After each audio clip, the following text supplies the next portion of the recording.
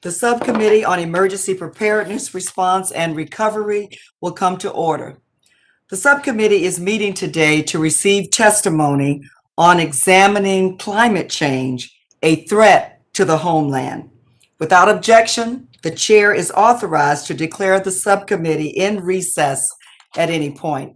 I'd like to say good afternoon to all of you, and thank you so much for joining us today, to our witnesses as well as our amazing members. We are here today to discuss climate change and our nation's response.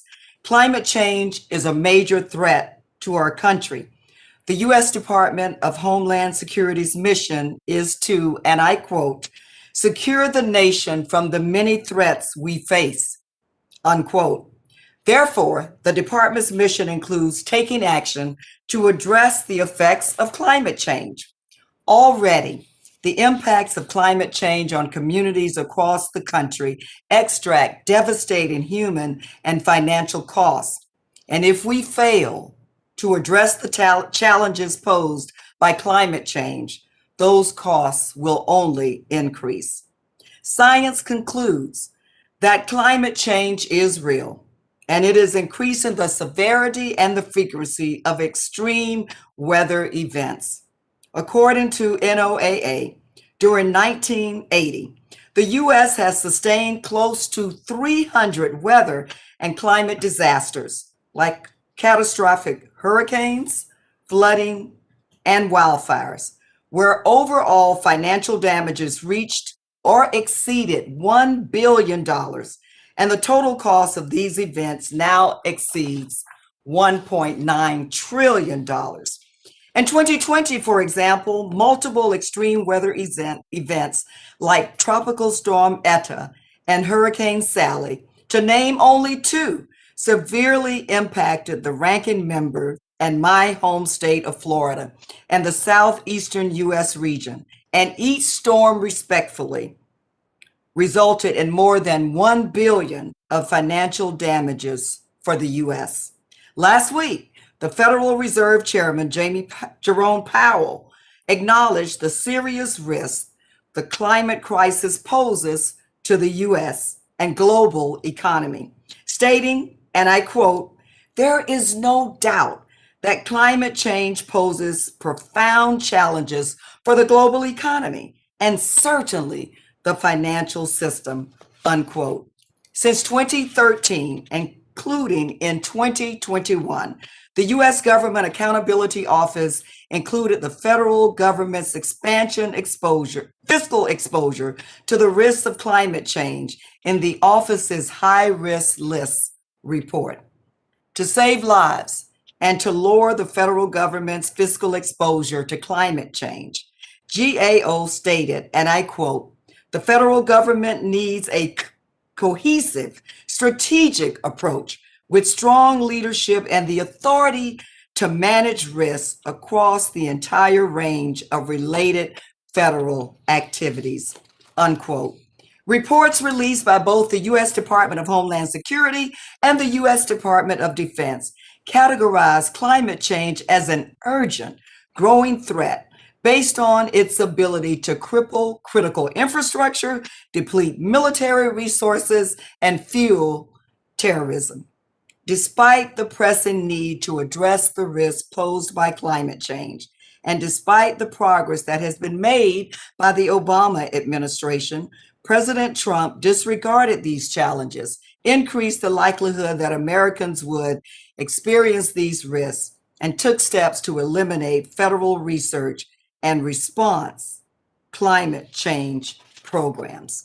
In contrast, through multiple executive orders on the climate crisis and by providing $1 billion to communities through FEMA's pre-disaster building resilience infrastructure and communities program, and through the Biden administration's plan to invest in resilient critical infrastructure through the American Jobs Plan and the administration's budget proposal, President Biden continues to take swift and bold action to restore America's leadership on climate issues and confront the risks posed by climate change.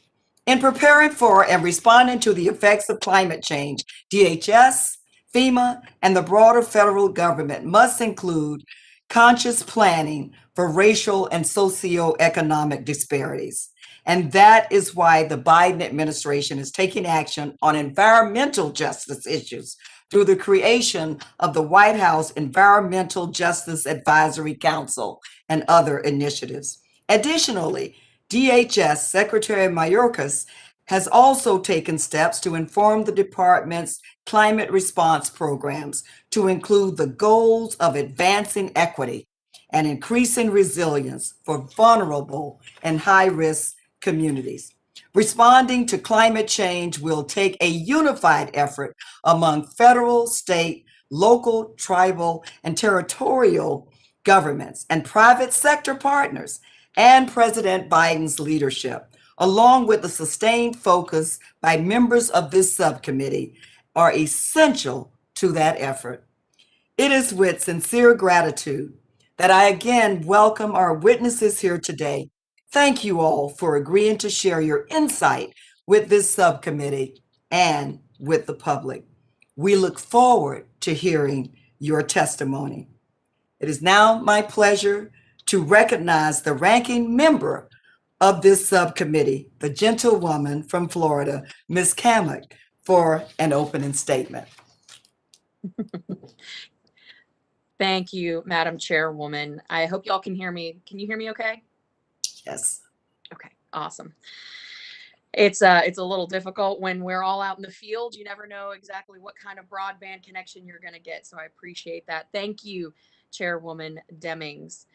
2020 saw one of the worst fire seasons in history, burning millions of acres along the West Coast. And in February of 2021, ice storms in Texas left millions without power or safe water to drink. In March of this year, a tornado outbreak caused widespread damage to several southern states. And in our home state of Florida, as the chairwoman and I are both proud to call Florida home, we are certainly no stranger to intense weather events. Just last year, Hurricane Sally flooded Florida's Panhandle, dropping 4 inches of rain in just 4 hours. And in 2018, Hurricane Michael, well, we all know that it devastated Florida's Gulf Coast and was the first Category 5 hurricane to make landfall in mainland U.S. since 1992.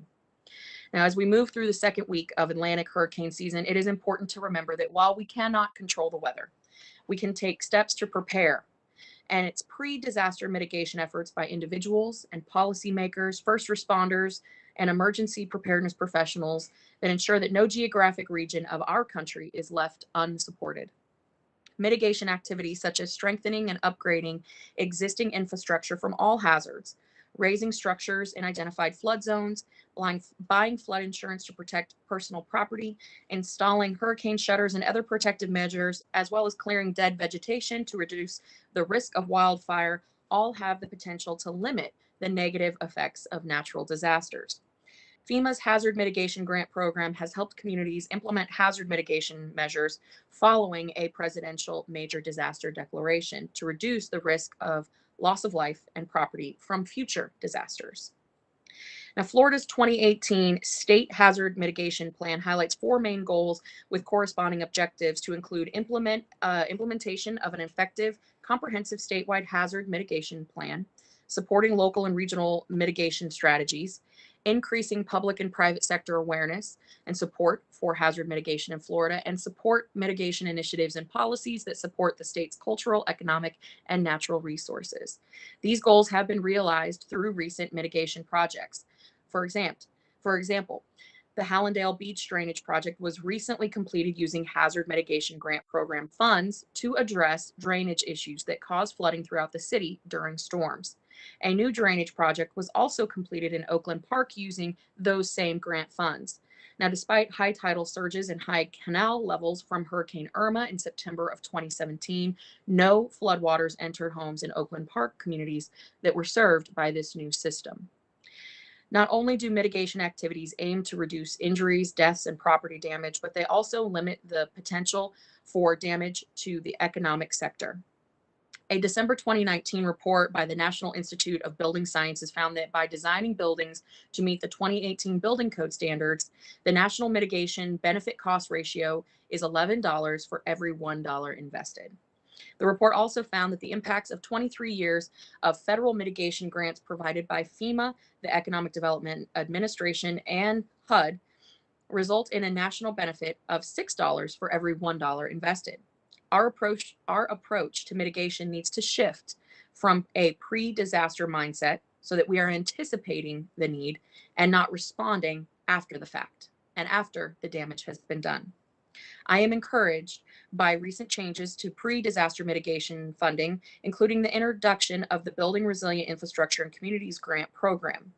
BRIC makes additional federal funds available to states, U.S. territories, Indian tribal governments, and local communities for pre-disaster mitigation activities. Now, as we've hardened and continue to harden our defenses against a potential terrorist attack, we must also be prepared for the devastating effects of a severe weather event. And as I've said, the chairwoman and I, being Floridians, I think we know this pretty much as well as anyone could.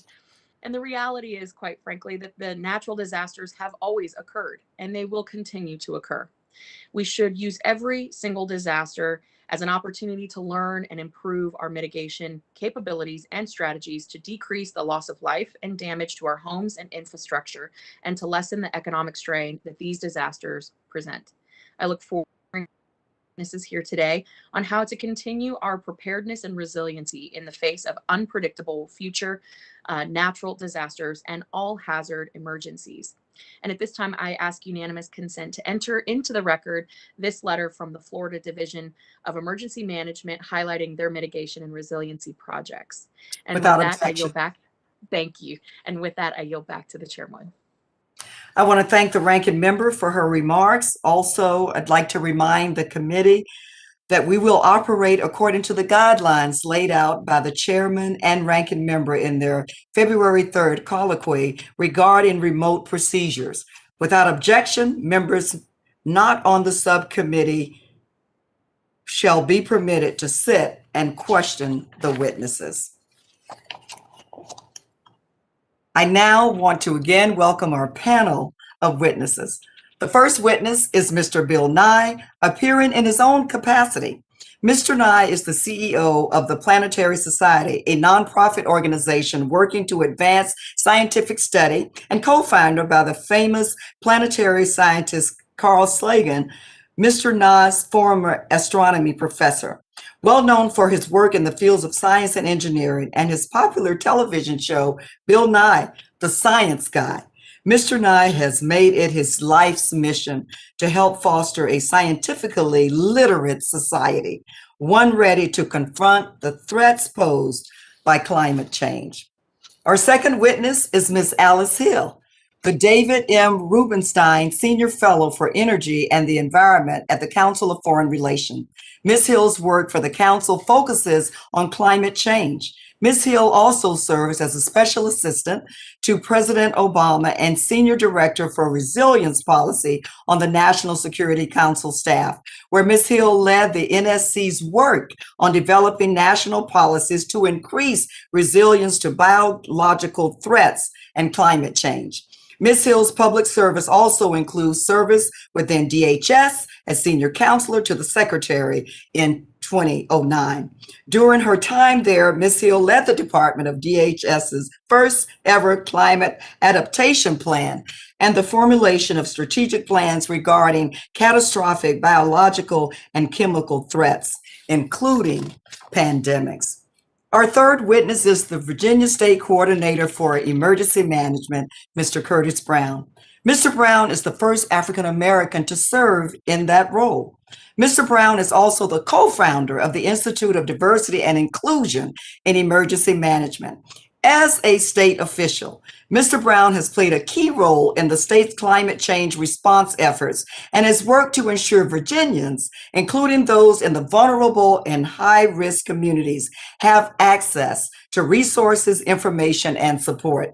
Mr. Brown has also served as Deputy Secretary of Public Safety and Homeland Security, Regional Emergency Manager Administrator for the Hampton Roads Planning District Commission, and was also a professional staff member on the U.S. House of Representatives Committee on Homeland Security. Mr. Brown, welcome back. Thank you so much for being with us. And finally, but certainly not least, our fourth and final witness is Pamela Williams, the Executive Director of the Build Strong Coalition, a group of individuals and organizations with the stated purpose of building a more resilient America. Prior to her time with the coalition, Ms. Williams served as counsel for the U.S. House Transportation and Infrastructure Subcommittee on Economic Development, Public Building, and Emergency Management. Ms. Williams also has experience working within the Federal Emergency Management Agency as Associate Chief Counsel for Legislation and Policy and as Deputy Director of Congressional Affairs. Ms. Williams, welcome back. We're so glad to have you with you. To all of our witnesses, thank you so much for being here. Without objection, the witnesses' full statements will be inserted in the record. I now ask each witness to summarize their statement for 5 minutes, beginning with Mr. Bill Nye.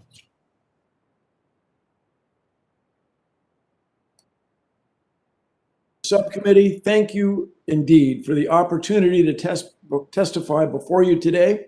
It is an honor to share my thoughts on climate change and the threats our nation faces because of it.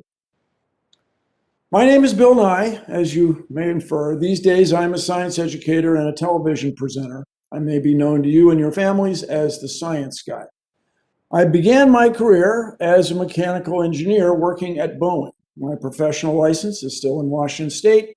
I worked on aviation's FEMA acronym, Failure Effects and Modes Analysis. I was paid to solve physics problems and figure out what could go wrong on a 747 airplane.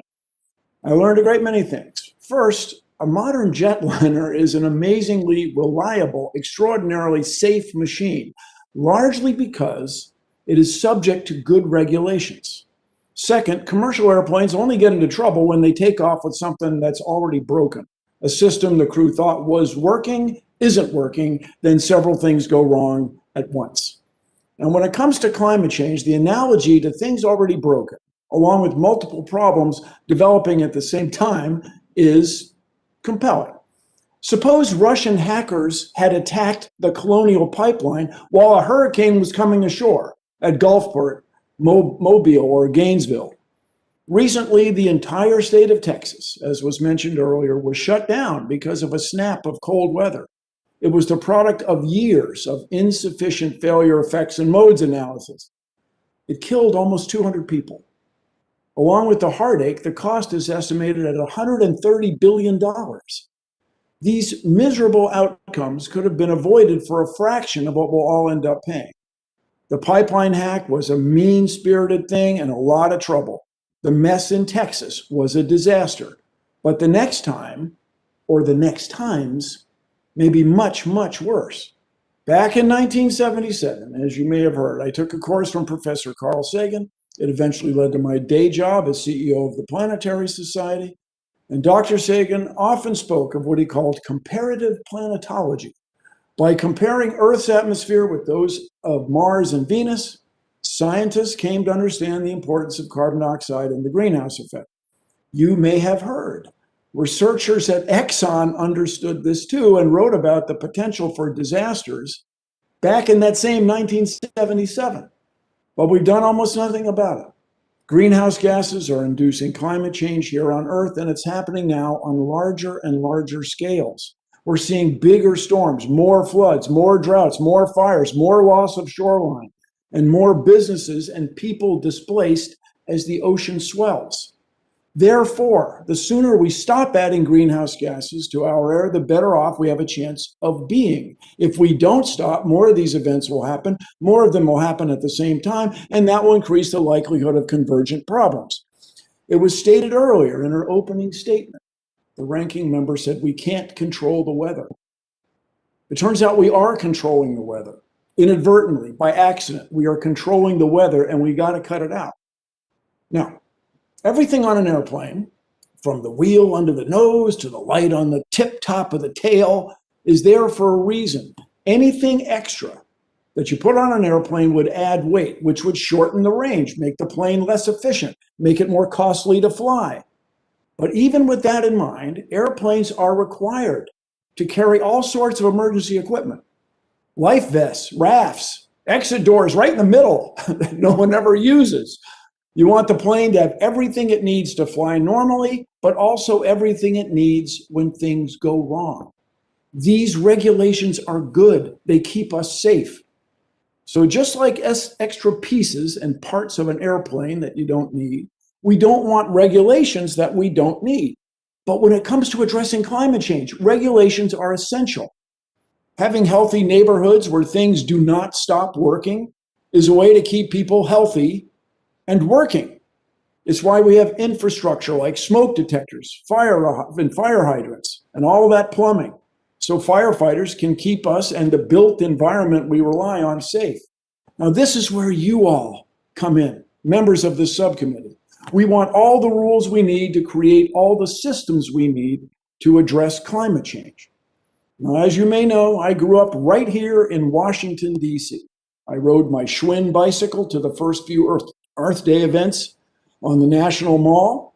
I locked my bicycle to a flagpole, probably not allowed these days. But back then, we emphasized individual actions.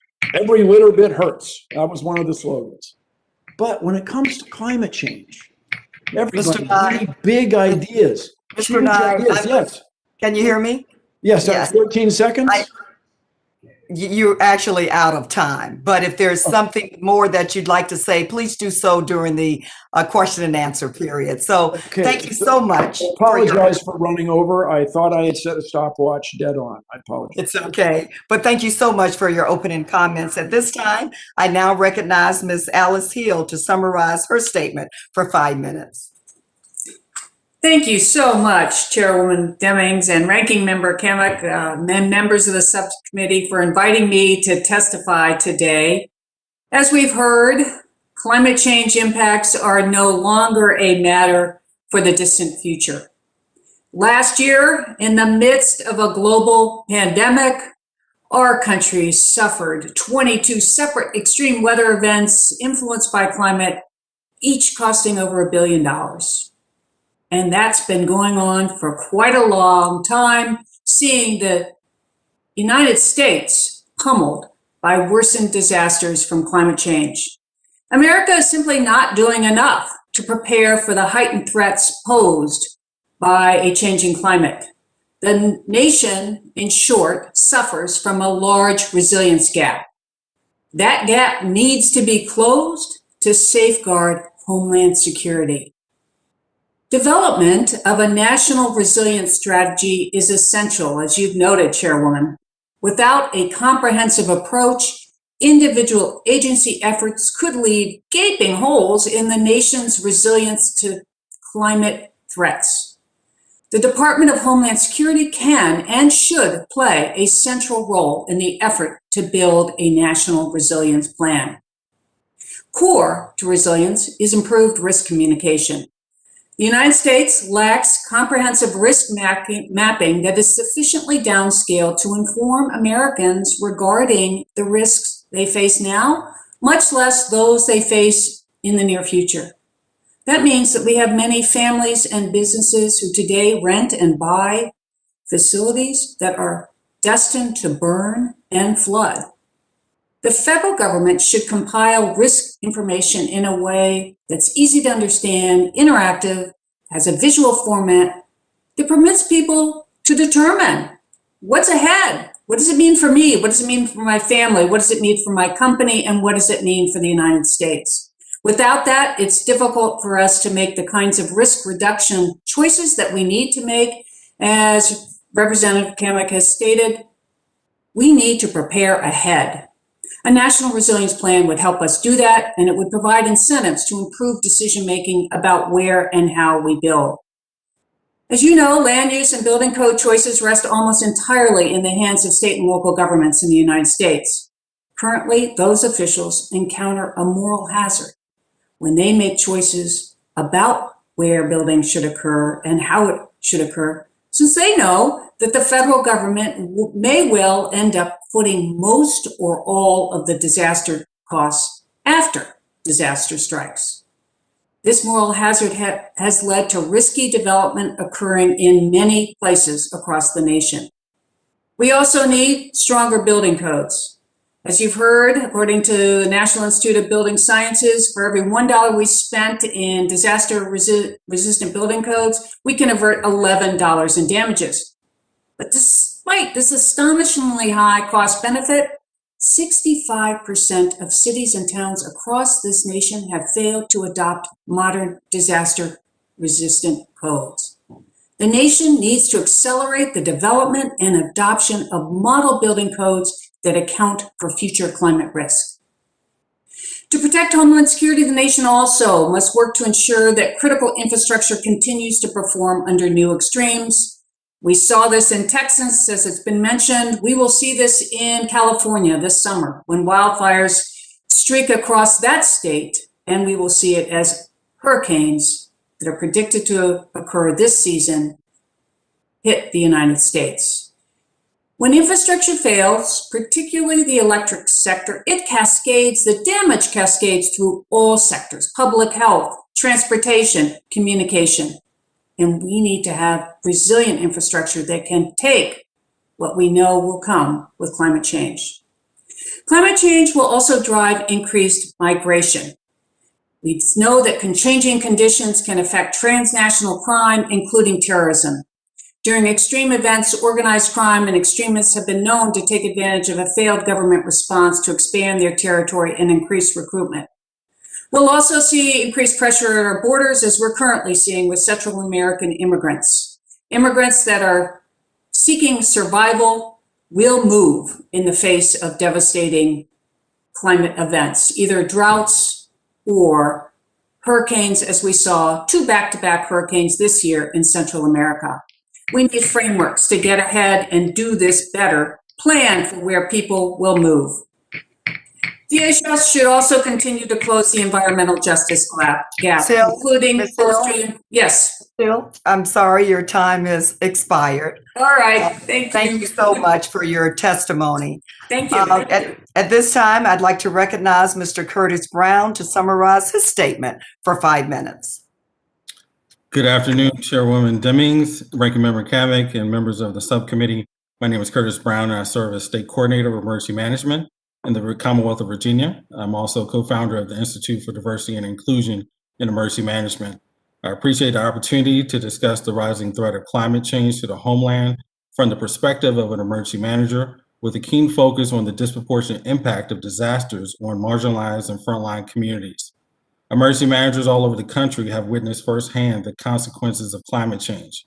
We are responsible for working with communities to prepare for, mitigate against, respond to, and recover from disasters. The last decade has demonstrated the reality of the challenges we face with climate change: more frequent and devastating disasters that have stretched our limited resources and disproportionately impacted marginalized communities. In addition to coordinating the response to COVID-19 over the last year, emergency managers and communities were faced with major wildfires out west, a historically busy Atlantic hurricane season, heat waves, and more frequent flooding events across the country. These frequent disasters, both big and small, negatively impact individuals, marginalized individuals and communities in numerous ways. Research and data confirms that people of color, people with disabilities, women, low-income individuals, and communities suffer greater disaster losses. This is demonstrated in higher rates of death, injury, physical and mental, economic loss and poverty, abuse, and other lasting impacts. Systemic and structural racism, environmental injustices, and other inequitable and discriminatory policies and programs are the root cause for creating and enhancing the vulnerability faced by at-risk and marginalized individuals and communities. The threat of climate change requires bold action from the federal government, leadership, resources to support emergency managers and ensure that we prioritize those most at risk. That's why I commend President Biden for recently announcing the dedication of $1 billion for the BRIC pre-disaster mitigation program, with the portion specifically focused on supporting marginalized communities. Executive orders focus on advancing racial equity and supporting underserved communities and tackling climate change through a comprehensive whole of government strategy is to support state and locals' need. All levels of government and sectors have responsibilities to respond to the threat of climate change and support at-risk communities. In Virginia, Governor Northam's administration has taken significant steps to address the challenge of climate change and further equity. We have initiated comprehensive adaptation planning efforts, ensured cross-agency and sector collaboration, and prioritized marginalized communities. Last year, Virginia was one of 5 states to submit over $200 million in projects for the 2020 BRIC Pre-Disaster Mitigation Grant Program. 40% of our grants projects submitted were from local governments with the highest vulnerability and at-risk populations, according to an equity analysis we conducted. We look forward to furthering our equitable mitigation efforts here in 2021 with the additional BRIC funding. I appreciate FEMA Administrator Criswell's leadership in prioritizing diversity, equity, and inclusion and responding to the climate crisis. It will go a long way with furthering FEMA's efforts and also support the entire emergency management enterprise. A recently released request for information from FEMA is intended to solicit input on how to integrate equity from FEMA within FEMA programs and regulations and policies. These are all welcome steps that will hopefully further disaster equity. But integrating equity in emergency management will not be easy or a quick fix. It requires a long-term, sustainable commitment, resources, and a willingness to support innovation to solve complex and deeply rooted inequities in programs and policies. Emergency managers need to be trained on how to integrate equity. Disaster equity leaders should be leveraged. We'll need to empower marginalized communities and frontline organizations and support and add support and support efforts to increase diversity within the emergency management profession. Simply put, doing things the same way will result in the same inequities we have seen as disasters increase. By taking these courageous steps and others, we'll be better prepared to meet one of the greatest challenges of the 21st century.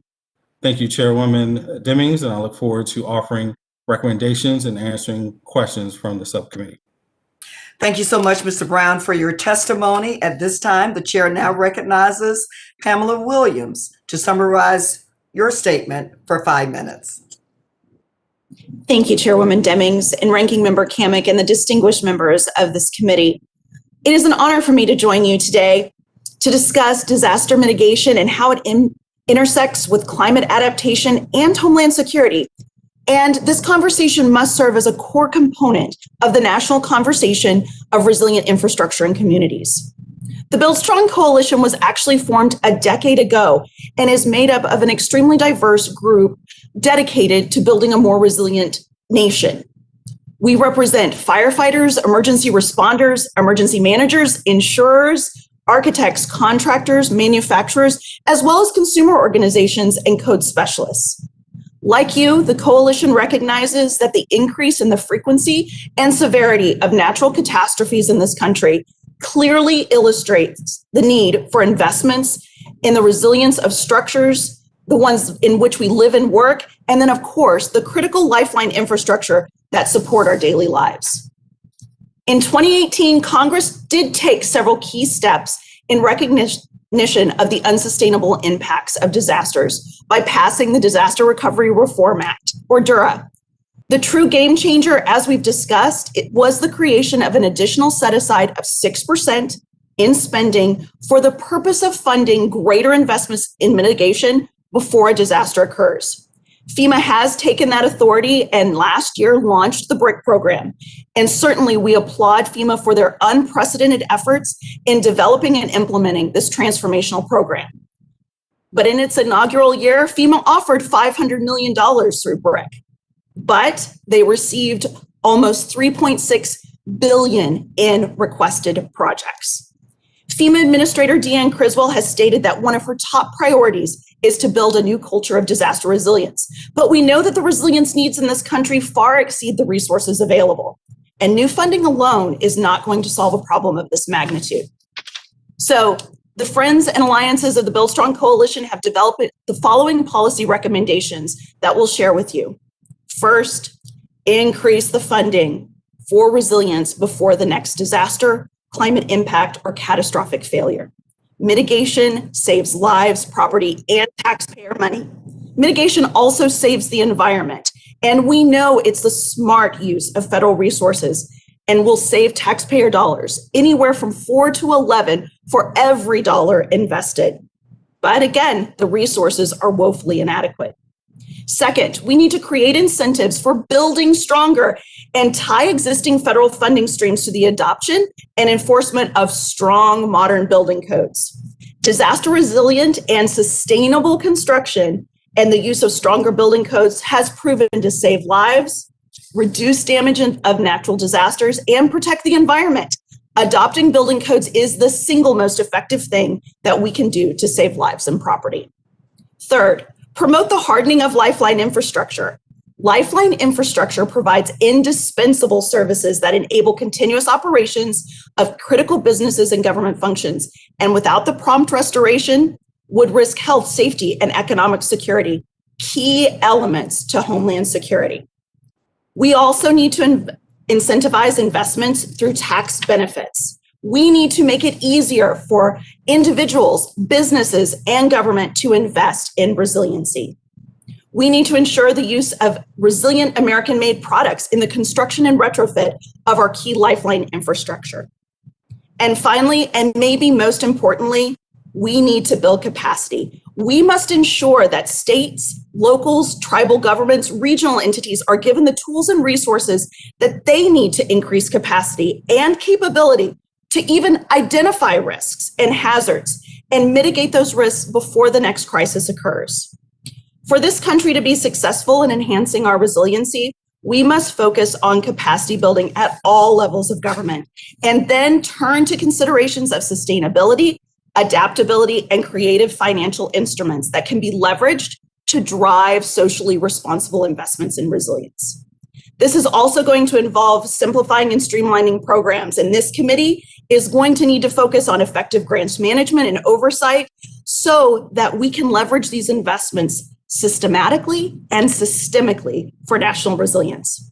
As we launch into the 2021 hurricane season, we're very excited to join thought leaders like you to identify opportunities for policy changes. We must invest in these federal resources so that we can ultimately save lives and livelihoods. Thank you, ma'am. Thank you so much, Ms. Williams. Thank you to all of our witnesses for your testimony. I will remind the subcommittee that we will each have 5 minutes to question the panel. I will now recognize myself for questions.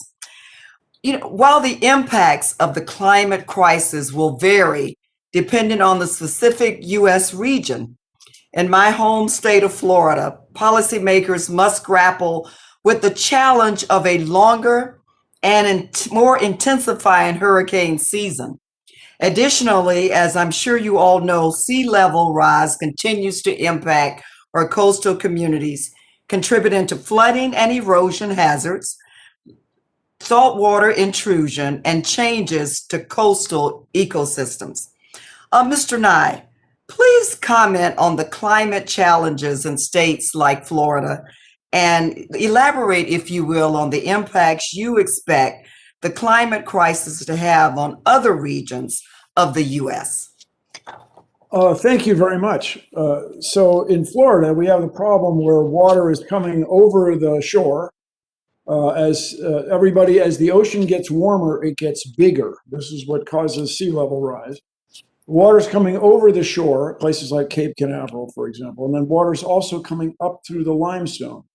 And so there's an irony when you talk about diversity and equity, where people wanted to live near the shore in Miami Beach and Miami, two closely related but separate cities. But then as the sea level rise comes over the top and up through the limestone, people want to live in higher ground. So the areas that used to be for favored by lower income people are now being gentrified. And this is evidence of climate change. And it's difficult to get insurance in some places where you park your car because salt water gets in the wheel wells. And so this is only going to get worse. We got to stop putting greenhouse gases in the air, and we've got to come up with new ways to provide electricity that's renewable and reliable to everybody.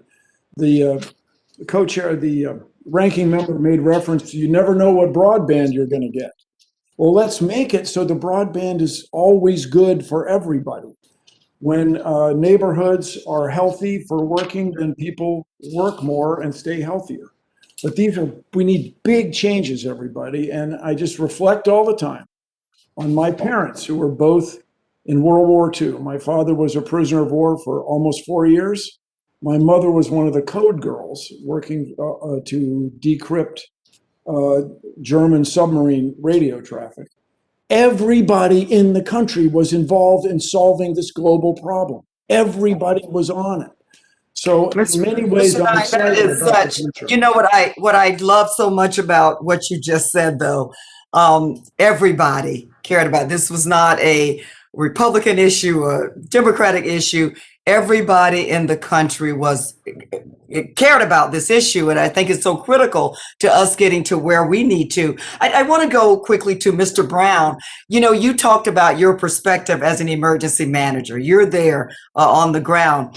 What are some of the on-the-ground emergency preparedness and response improvements you've seen at the local level since President Biden took office?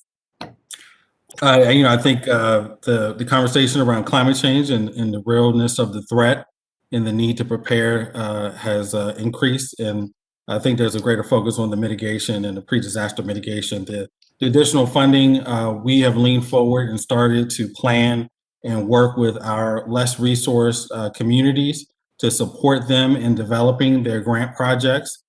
We anticipate that grant being released later this year. They are limited resource communities, both urban and rural, that we have to provide some additional resources to.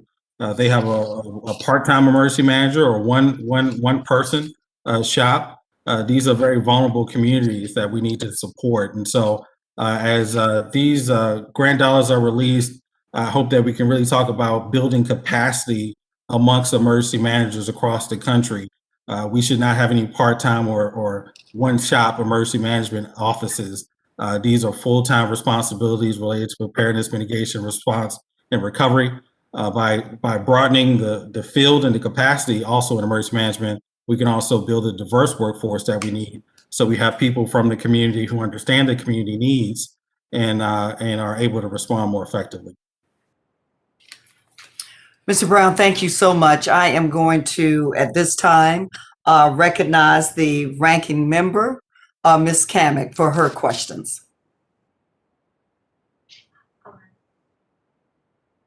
Thank you, Chairwoman Demings, and thank you again to all of our witnesses here today and to our colleagues who have joined us. So this question is for all of our witnesses. Like so many of the challenges that we face, borders and countries all share similar challenges. So I'm going to pose this question to you all, starting with Mr. Brown. According to a recent media report, China now accounts for 27% of total global greenhouse gas emissions, which is now more than all other developed countries combined. Now, to me, this just seems like one more reason to add to the list of why China poses an increasing threat to our homeland security. And I am concerned when it comes to climate change issues that Beijing will benefit the most if we hamper American innovation via new regulations and efforts to stifle innovation. So to what extent do you see China's climate impacts as a concern to the United States homeland security? Thank you, Ranking Member. I think that this is a global challenge that requires every country, every state and local government to rise up to the challenge and become energy efficient. We have started to pursue looking at changing our fleet to promote energy efficiency. That is occurring across the state government as well. And so every policy change to promote energy efficiency and as Mr. Nye mentioned, change the human impacts related to greenhouse gases would be appreciated and help to minimize the threat of climate change. Again, emergency managers are consequent managers. We deal with the impacts of climate change. And Mr. Brown, I hate to reclaim my time here, but I asked specifically about China. I understand the state's perspective. With that, I'm gonna have to turn it over to Mr. Bill Nye. Mr. Nye, could you comment on China's climate impacts as a concern to United States Homeland Security? Well, as we say, everything every single one of us does affects everyone in the world because we all share the air. So as people in China try to reach the level of service that we have in transportation and energy use here in the States and the Western world, they're going to use more and more energy. And what we want is for China and places in the developing world everywhere to skip the greenhouse gas intensive step and go to more energy efficient, more renewably produced energy systems and electric grids everywhere. And so this, as a guy, I was born in the States. I'm from the US. I want the US to be the world leader in this. Look around you. Almost everything that you're touching and using right now is manufactured in another country. This is the up and the downside of globalization. But as those other countries go into more manufacturing intensive economies, they are going to produce more greenhouse gases. So what we want to do is lead. Yes, I understand very much understand your concern about competition from China and so on. But this idea that if you give something to somebody, it means you've taken it from somebody else. This zero-sum idea is not going to work in the long run because we all only have one atmosphere. So let's be leaders. And I'll advocate again for wind, solar, geothermal energy, heat storage, and I would like us to take some risks and invest in fusion technologies. This could, as I like to say, change the world. Now, Mr. Nye, and thank you for your comments. Before I jump to Ms. Williams, just quick yes or no or Gentlewoman's time. I'm sorry, please, you have 47 seconds. I was Please. gonna say, don't short me. Don't short me, Chairwoman Deming. Mr. Nye, do you consider China to be a developing country? No, it's in between. It's not easy to categorize it as one thing and the other. And when you go there, they're extraordinary cities with cranes on every block, and then the rural areas where people don't have clean water. I got to water. over to Ms. Williams for the remaining 20 seconds that I've got. Thank you. Ms. Williams, same question to you with regard to China's climate impacts as it relates to Homeland Security.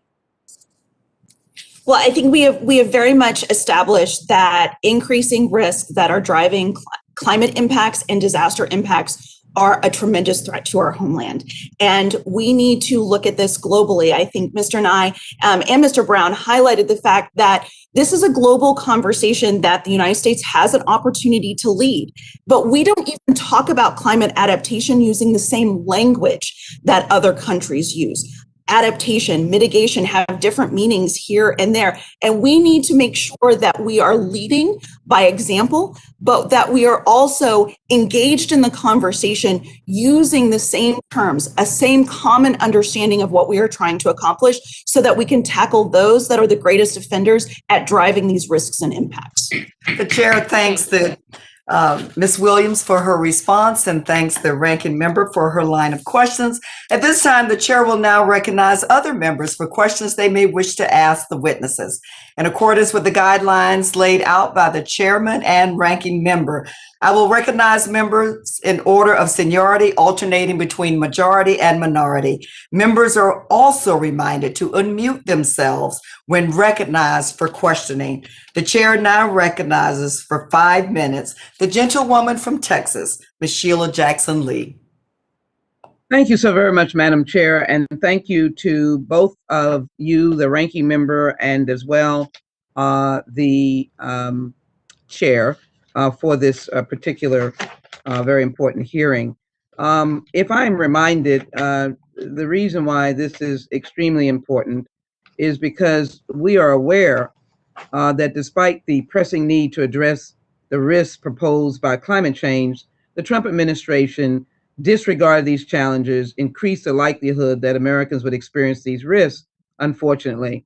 Very grateful that we are beginning to turn the corner with the Biden administration and the American Jobs Plan and the administration's budget proposal, which has aggressively looked to rectify President Trump's failures and directly address the challenges that are so very important. I want to pose a question to Mr. Nye, and I thank you for recounting the history that suggests in the work of your parents that when there is a crisis, we all pull together. Let me put on the record, of course, what I experienced in 2017 and what I recently experienced at the beginning of 2021. 2017, 21 trillion gallons of rainfall fell on Texas, Louisiana. Most of it was in the Houston Metroplex. I watched constituents of mine, a family of 6, wash away, not in an ocean, not in a river, but in a bayou that flowed over into the main streets. Harris County covers 1,778 square miles, and 41,500 square miles of landmass were impacted by Hurricane Harvey. That, I might say, was a catastrophic climate crisis. Then again, in 2021, unbeknownst to us, came when I say unbeknownst, unexpected, unbeknownst, came a freeze here in Texas with a grid that did not work, which saw about 100 people die. So if I might, Mr. Nye, taking those two catastrophic incidences, quite different, one coming in the summer months, unexpectedly, still trying to overcome, one coming in what is supposed to be winter, but we in Houston don't really know it that way, but life was lost. Could you explain the scientific relationship between greenhouse gases and larger scale climate events, such as what I've just represented to you, and for America to understand that the loss of life can continue to grow and grow under these natural, or maybe I should say unnatural disasters that have come about through the harshness of climate change and the inattentiveness that we have had over the decades. Mr. Nye? Thank you very much. So the problem fundamentally, as the world gets warmer, the ocean gets warmer, the ocean then drives these storms.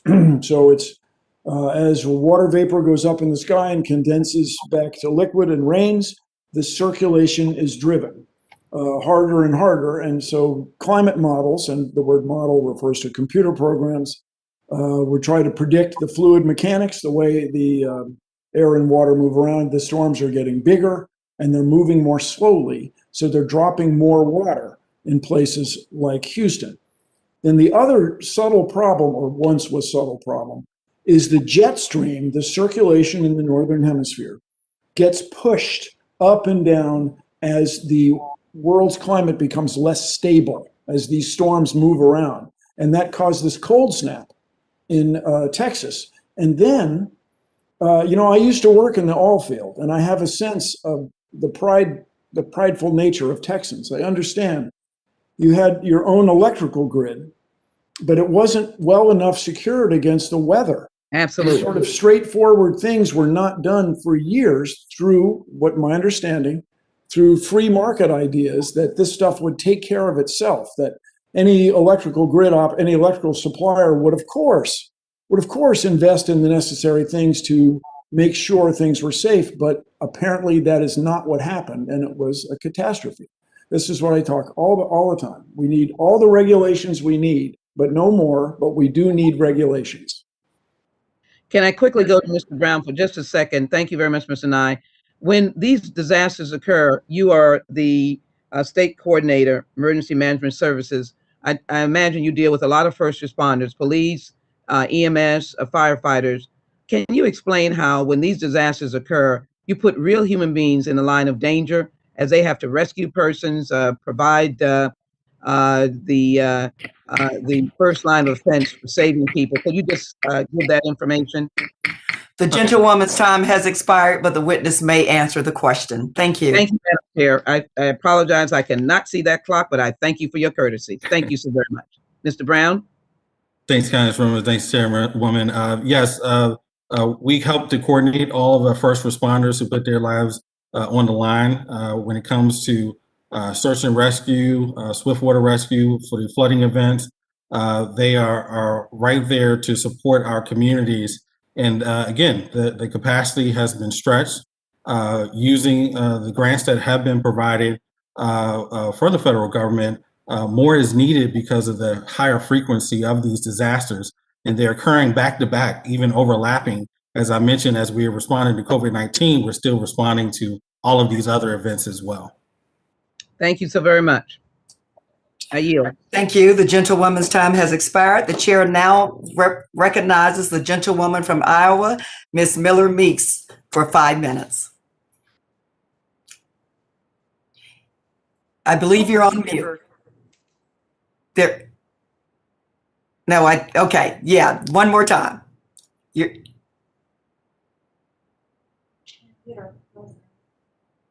There, I think you're, there we go. Okay, thank you so much, Chair Demings and Ranking Member Katko and all of our panelists. With the rise in extreme weather events, it's worth noting that according to FEMA, roughly 40% of small businesses hit by natural disasters never reopen, and I've certainly seen this within our state of Iowa. Further, 90% of smaller companies fail within a year unless they can resume operations within 5 days. This is obviously devastating to the livelihoods of so many of my constituents, many of whom are small business owners and are facing severe catastrophic threats all year round, from flooding to tornadoes and to the derecho that we had last year. We know that increased pre-disaster mitigation activities and strong modern construction standards are the best line of defense in the face of catastrophes and will ultimately save taxpayer dollars while protecting lives. On that note, Ms. Williams, can you talk about the importance of Congress working to create incentives that encourage business owners, homeowners, and communities to build more resiliently? Thank you, ma'am. I think the first question that these companies and businesses need to answer is, what are the risks that I face? The lack of knowledge of risk across this country is tremendous. You can't attack a risk that you aren't aware of. So I think that is the first line of defense, is coming together as a community to identify risks and hazards as a system, not as an individual structure or an individual piece of infrastructure, but systemically. And that's how we build community resilience.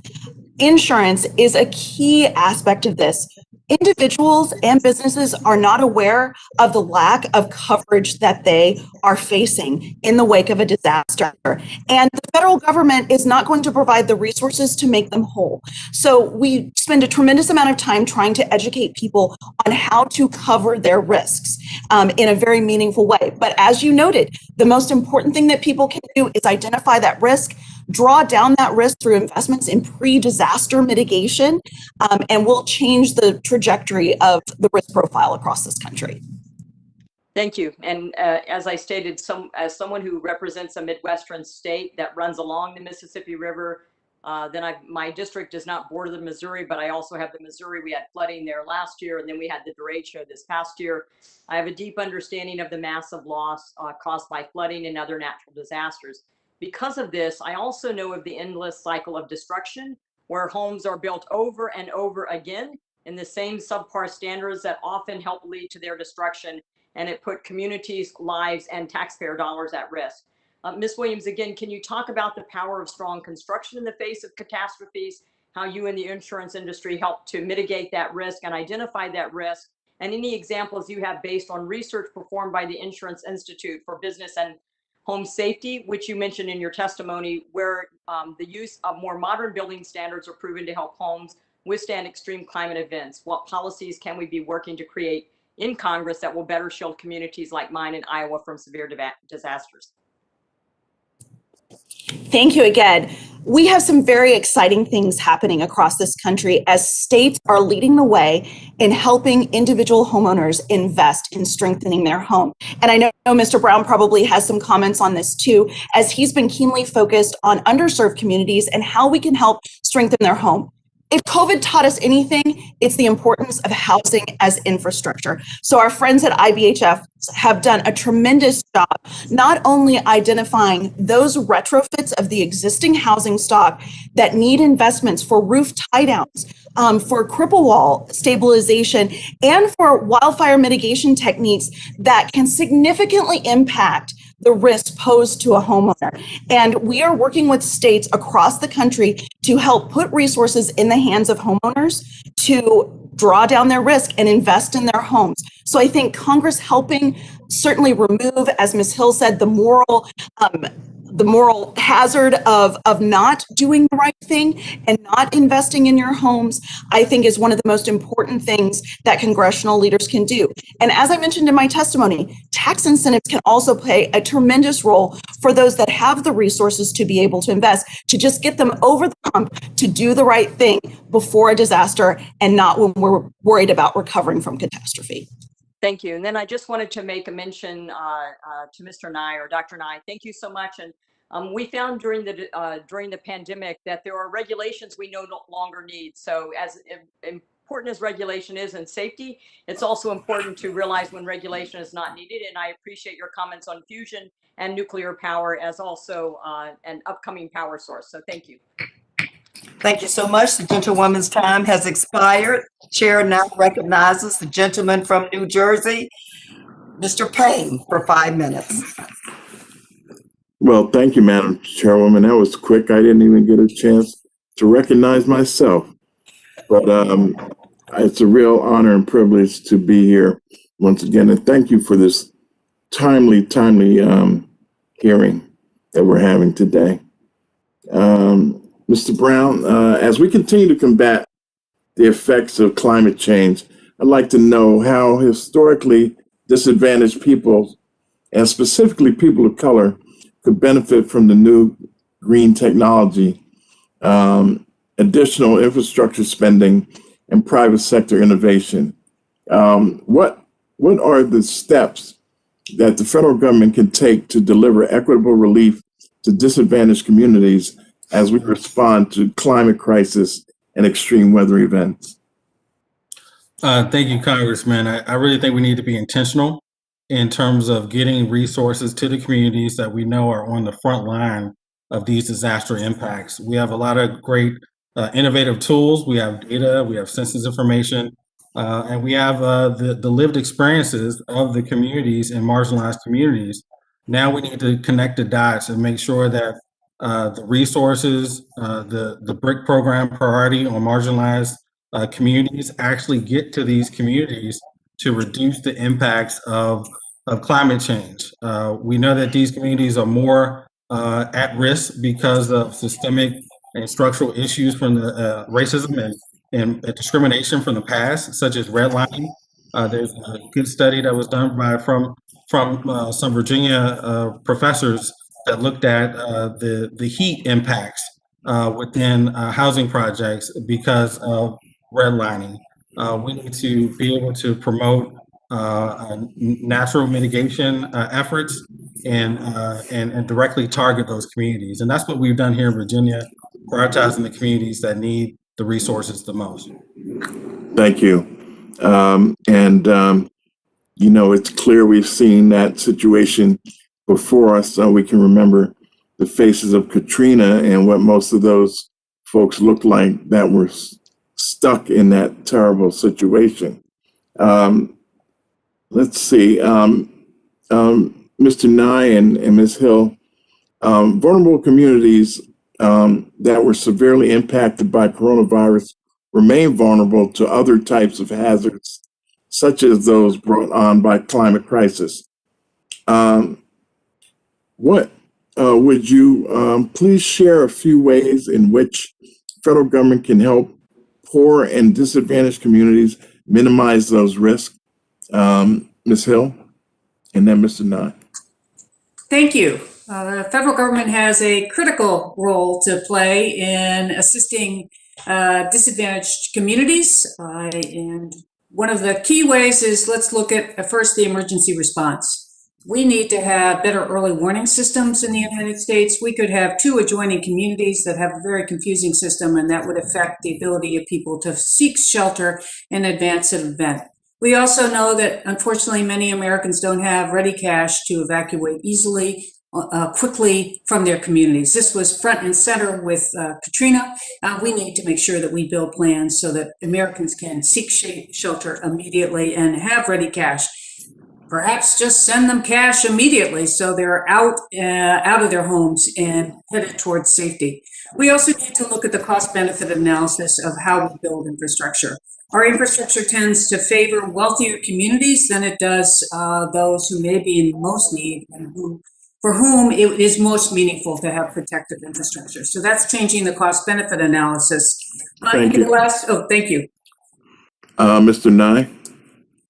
Well, I understand this idea that you want better evacuation routes, better early warning, and so on, but what we need big ideas to protect everybody. For example, in redlined areas, apparently there are fewer trees.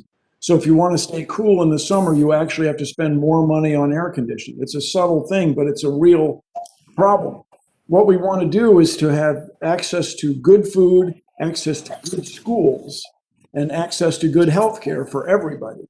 And that means providing all three of those things, and especially the internet to everybody in every community. Because when you don't have access to the internet, you're not included in our economy. You're not included in opportunities for jobs or saving money on purchases. And so we want that for everybody. Clean water, renewable electricity, access to the internet for everybody, and that takes investment. And I'll just say again, this idea of being resilient is a fine idea, but just everyone in my side of this, be very cautious of that word, because it has been used as a substitute for addressing the problem of putting too many greenhouse gases in the air. Thank you, and I yield back. The gentleman's time has expired. The chair now recognizes the gentleman from New York, Mr. Garabino, for 5 minutes. Thank you very much, Madam Chairwoman. My first question is for Ms. Williams. Specifically, the Biden administration recently announced that $1 billion in funding would be made available in fiscal year 2021 for the Building Resilient Infrastructure and Communities Grant Program. In response to that announcement, you stated that the new resources in BRIC have made it even more imperative we continue to work around the nation to prepare states and communities as they apply for funds. Going back to fiscal year 2020, what challenges did communities face when applying for BRIC funds, and how can FEMA ensure that communities are better equipped to apply for funds in the grants in the future? Thank you, sir. Certainly, we are continuing to learn lessons from the 2020 iteration of BRIC. Those announced awards probably will not go out until July or August from FEMA. But as a community, emergency managers and state leaders alike are really taking a look at what were the obstacles that needed to overcome, what communities were not engaged in this conversation. I'm excited to say that every state, save one across the country, submitted applications for BRIC. And FEMA did take an unprecedented step to try to inform folks of what would be required, the new requirement standard criteria under which BRIC would be awarded. But there was so much more to do. And that's really where we need to leverage our private sector partners, our intergovernmental partners, to help build that capacity. One of the things that I think FEMA can do that will make the greatest impact as we go into 2021 is get out that notice of funding availability. We need to know what we are dealing with, the criteria under which we are applying for these programs, so that we can prioritize that. And as Mr. Brown said, we can identify those communities that are falling through the gaps and get them additional technical assistance. Last year, FEMA only targeted 10 communities for special technical assistance, where they actually deployed FEMA personnel to help leverage and increase that capability to apply for BRIC. We need to see more of that as we target these communities that we really are seeing underserved in these mitigation resources. Thank you. I appreciate it. Mr. Brown, would you add anything additional to what FEMA should be doing with this new round of funding, or did Ms. Williams hit everything? Thank you, Congressman. I think Ms. Williams hit everything. I go back to that technical assistance part of it. There is a designation for distressed communities that I don't think really comprehensively looks at all of the communities that need support. And so we need to be more expansive in terms of how we provide technical assistance and really guide folks through the whole mitigation grant development process, and also the management of it as well. These communities, again, are strapped and stressed with the consistent impacts of disasters and need a little bit more support. Great, I appreciate that. My next question is for Mr. Nye. And as the Republican co-chair for the Climate Solutions Caucus in Congress, I would love to actually work with all of you and find out some ideas legislatively that you think we can add on and the caucus can get behind. But Mr. Nye, your testimony mentions that to thwart climate change, larger actions need to take place, but preparedness and mitigation for extreme weather events begin at the individual local level. How should communities prepare to the unpredictability of future weather systems? And what mitigation techniques can best prepare a community so they're not overwhelmed by response and recovery efforts? Well, that's a great question. We have an interstate highway system. You ask people to get on the road, I guess. But what we want to do is not have the storms be so severe to begin with. You know, this idea that you, like for example, in the case of a fire, if you have a house that's fireproof, you still have to leave. You can't be there during the fire. And when you get back, there's nothing left. So what we want to do is address these problems in a much bigger way. At the same time, we address them on local levels. As you all know, all politics is local. But still, the federal government has an enormous role in making sure that everybody is looked out for. And I think everybody agrees with these broad ideas. But when it's time to get going, that's when we have to, I believe, we have to invest. And I really encourage everybody to just stop and take a moment and understand the difference between getting a loan, getting into debt, versus spending money you don't have. They're two different big ideas. And I think it's time for the government to invest in a big way. I appreciate that. And thank you very much. Yield back.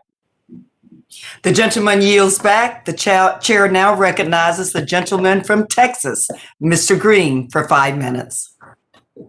Thank you ever so much, Madam Chair. I thank the ranking member.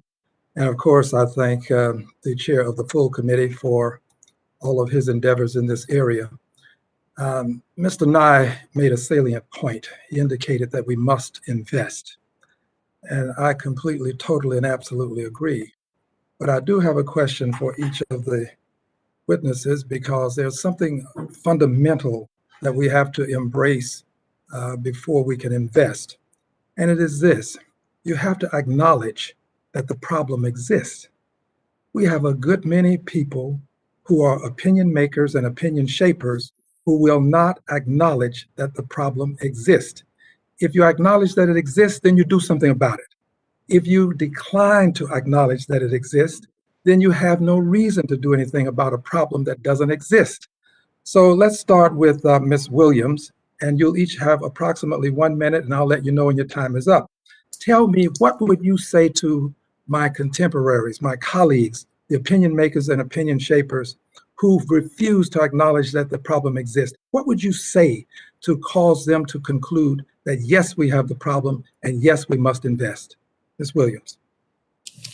All we need to do is turn to facts and science. We have seen a tremendous uptick in the severity and frequency of these climate impacts and of disaster impacts.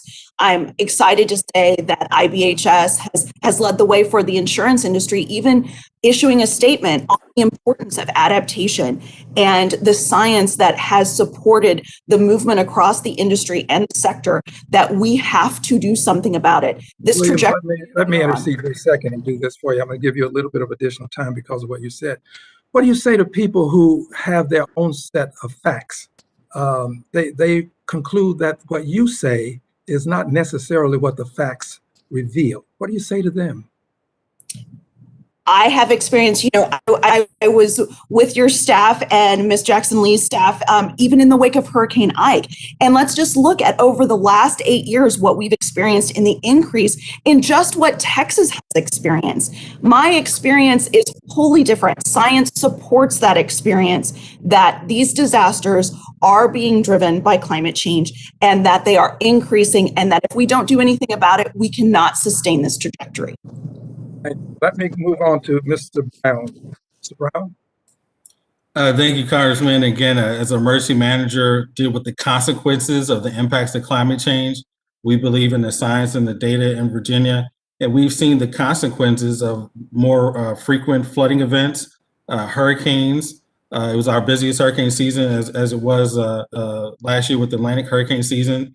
Mudslides out in Southwest Virginia in the mountains. We've seen the impacts of more and more of these disasters, tornadoes, et cetera. We've had more state of emergency declarations in the last 5 years than we have historically. I have to intercede. Ms. Hill, please. Yes, well, I draw on my background for this. I was a judge for 13 years on the Los Angeles Superior Court. And that capacity, I heard evidence, guided jury trials based on scientific evidence. And the science is clear here beyond any standard proof in any courtroom. And that's why you're seeing courts across the United States accept that climate change is occurring. The question for all of us, as this panel is very focused on, is what do we do about it? So going forward, we need to focus on what the science has told us and the choices that are ahead. Thank you, Your Highness. Mr. Nye. Well, as you may know, I at first I fought this for 30 years, trying to get people to accept the science of climate change. I offered 4 bets to 2 notorious climate deniers. I offered them $10,000 that 2016 would be the hottest year on record, 2010, 2020 would be the hottest decade on record. Neither one of them would take either of the bets. I had $40,000 right there. They wouldn't take the bets because I think they're scared. We're all frightened. This thing is overwhelming. And if you don't believe me, look, there have been these studies lately worldwide, people are having fewer and fewer children. That's because women and men are a little reticent to bring a kid into the world where the world's on fire. So everybody we're in this together. We've got to fight this fight together. I'm scared too. So let's get to work. Clean water, renewable energy, access to the internet for everybody, and we can change the world. Mr. Nye, let me just close with this. Clear and convincing evidence does exist, but there are some people who decline to accept clear and convincing evidence beyond a reasonable doubt. Thank you, Madam Chair. Thank you so much. The gentleman's time has expired. The chair now recognizes the gentlewoman from New Jersey, Ms. Watson Coleman, for 5 minutes. Thank you, Madam Chair, and thank you to all of our witnesses who presented today. Your information has been very enlightening to me. I'm really interested in exploring this whole issue of modern disaster resilient codes in municipalities. And I'm wondering, what are the kind of incentives or support that the federal government needs to engage in and provide that would help these municipalities update their codes? Or what's stopping them from doing that? I'll start with you, Ms. Williams. Thank you, ma'am. As I stated, the single most important thing we can do is get people in modern, not only adopted, but enforced building codes.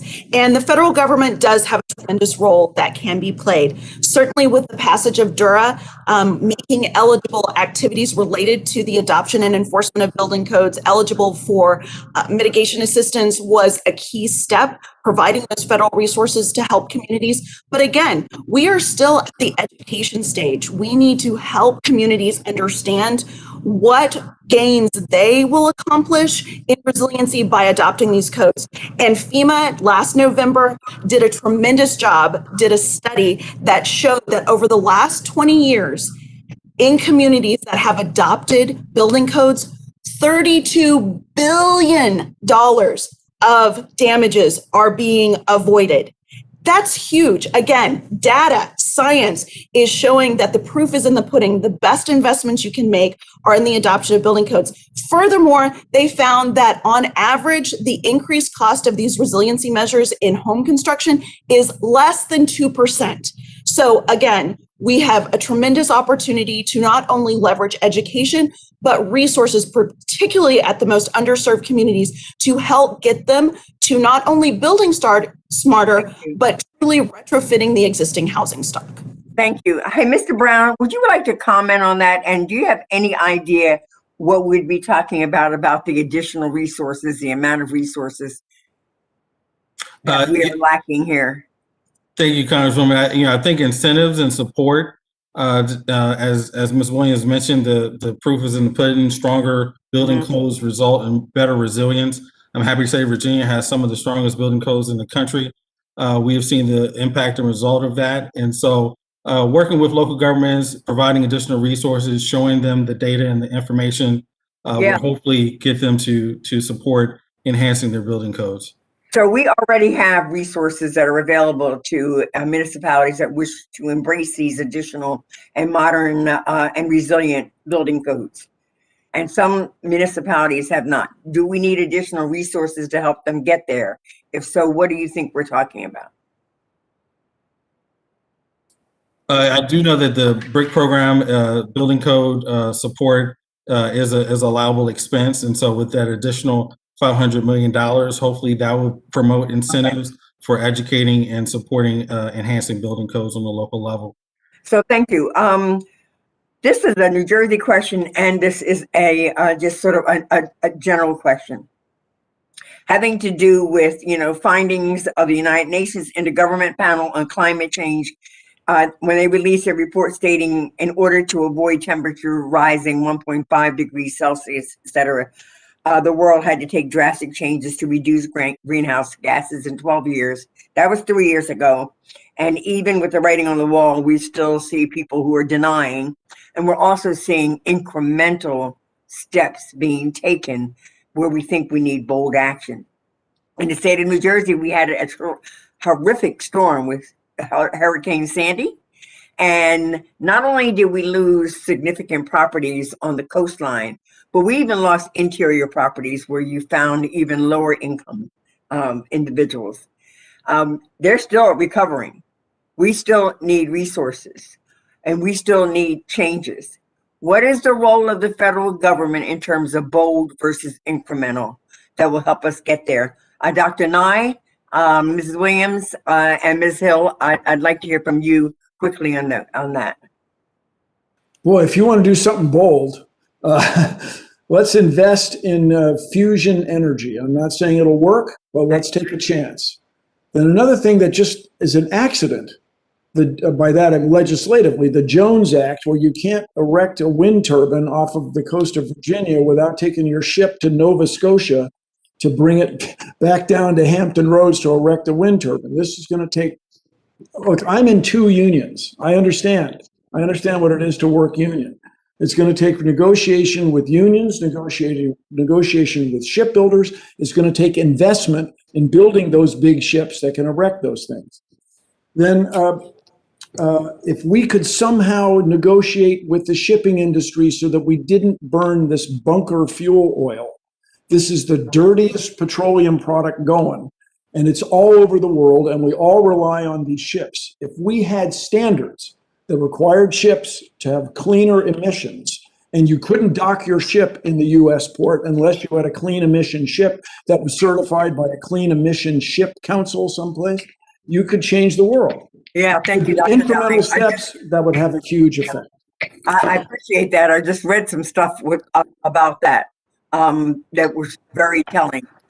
Ms. Hill, may I have some comments? The gentlewoman's chair, I don't know. Okay. The gentlewoman's time has expired.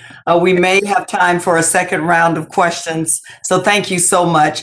The chair now recognizes the gentlewoman from New York, Ms. Clark, for 5 minutes.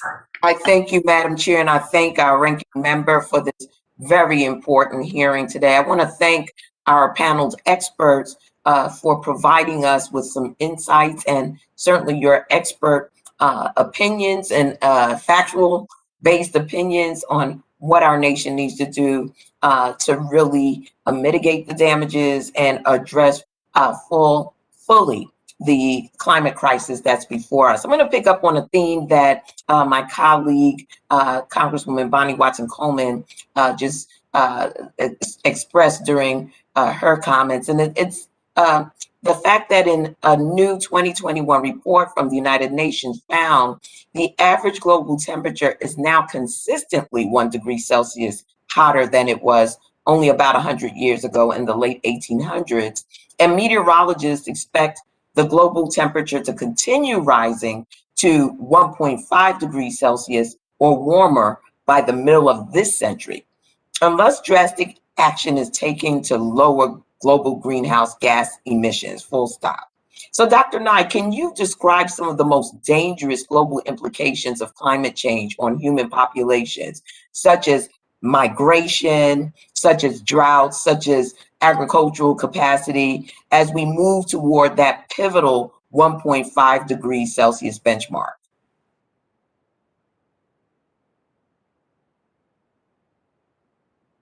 Dr. Nye, I think you may be muted. Excuse me. The effects are potentially quite large, astonishingly large. If we get these 5 storms happening in around the world at the same time, which is some computer models suggest, we would have to invent a Category 6 hurricane. This would be devastating to coastal communities. People live there, especially people lower income, live in lower elevation neighborhoods. As the rainfall pattern shift from west to east with the shifting jet stream, there'll be more fires out west, and there'll be less agriculture there. If you live in the Eastern time zone, as half of the United States and Canada do, a lot of your food comes from that agricultural area. If it's not possible to grow food there, and we continue to tap into the aquifer and drain the water, that ancient water that we rely on for our agriculture right now, we'll run out of food. I have colleagues at the University of Copenhagen who are very concerned about what happens in the heartland of North America, because that's where their food is grown. When we displace coastal populations, people live in the coast, are going to go looking for jobs. Where are they going to go? Where are they going to live when they get there? What's going to happen to all the material that they left behind, the copper pipes and wiring and all that electrical grid equipment? What's going to happen to that? And if you like to worry about things, you're living at a great time. If we accidentally destroy the electrical grid, we do not have the capability right now to build new transformers. Those of you who live in Texas remember this infamous picture of the sparks going down the wire and the transformers exploding. Well, we'll just make new transformers. No, in order to make transformers, you need electricity. Well, you can't get electricity because you don't have transformers. Okay, it's the kind of thing that we need to prepare for. These are huge problems. And the sooner we get started and the sooner we accept that we're all in it together, the sooner we're going to get it done.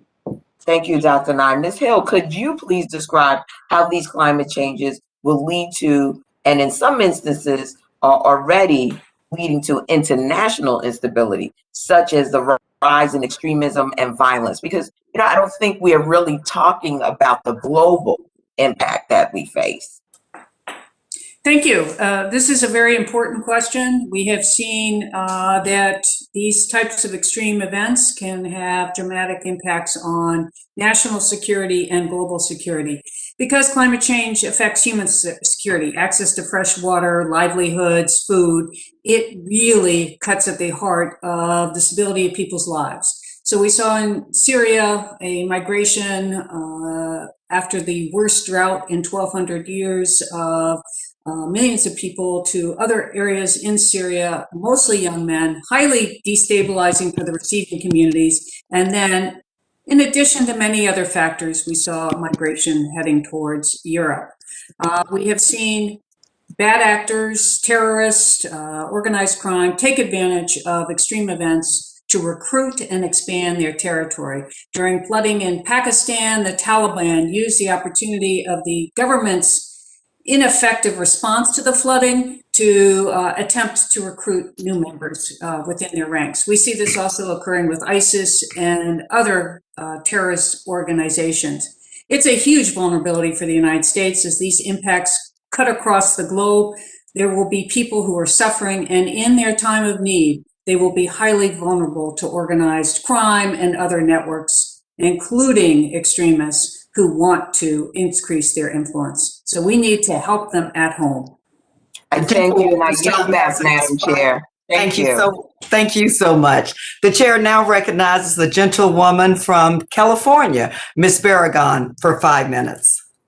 Thank you, Chair Demings, for holding this important hearing on the national security threats that climate change poses to security of our country and our constituents.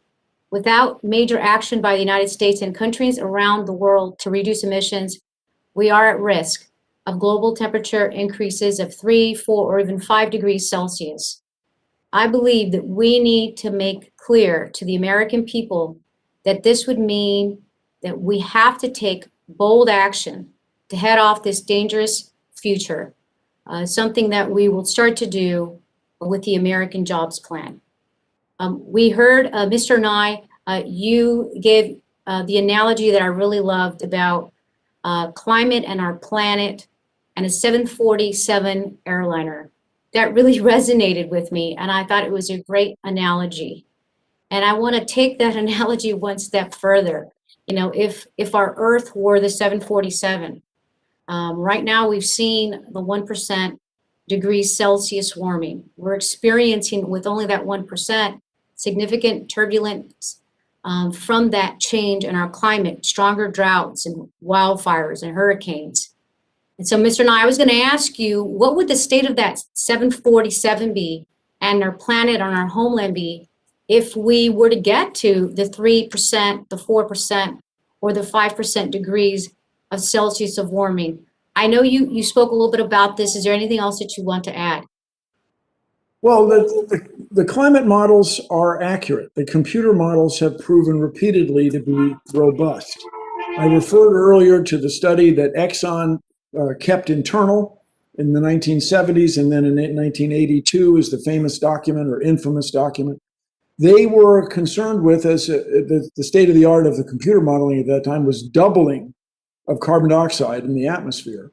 And they predicted that the poles would be more severely affected or have greater swings in temperature and more ice melting. And that's proven to be true.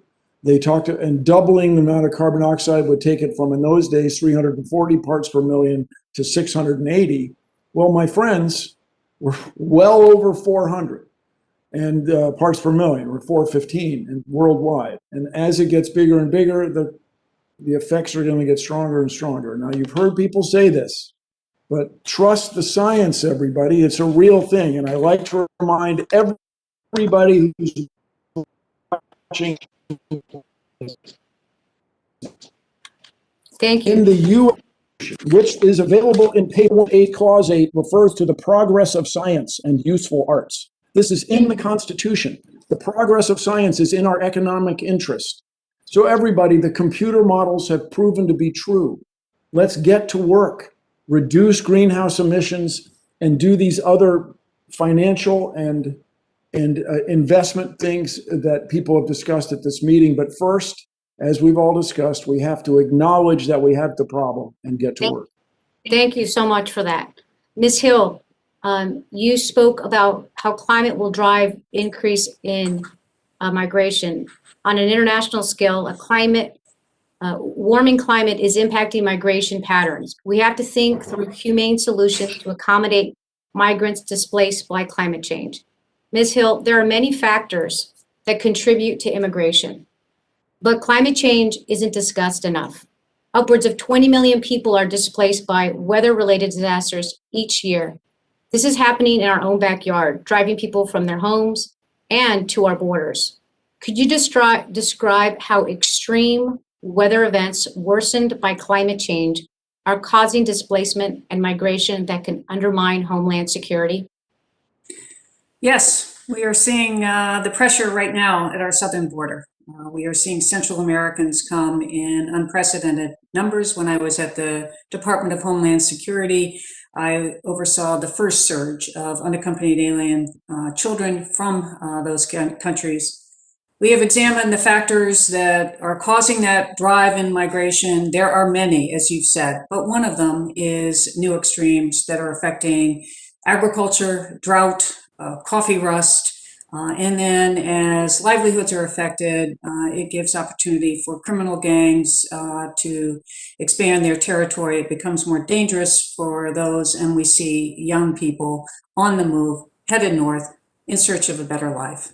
We do not have the legal framework internationally to accommodate what we call, commonly referred to as climate refugees. Under our international law, there is no such thing as a climate refugee. So as you so importantly point out, we need to come up with a better system to address the flows of migration that will be driven by climate change. We're already seeing unprecedented people on the move just this year in terms of even in the midst of a pandemic. And 3/4 of approximately 40 million people on the move We're driven by climate extremes, droughts, floods, and other acute events that cause people to leave their homes. We need a plan, and we don't have one yet. Thank The you. gentlewoman's time has expired. Thank you so much. I want to thank our panel for their expertise and their patience. As you can see, this is such a critical topic, and this is so timely. We do have time for another round. If you members would like to ask additional questions, please turn on your cameras. And at this time, the chair now recognizes the gentleman from Texas, Mr. Green, for 5 minutes.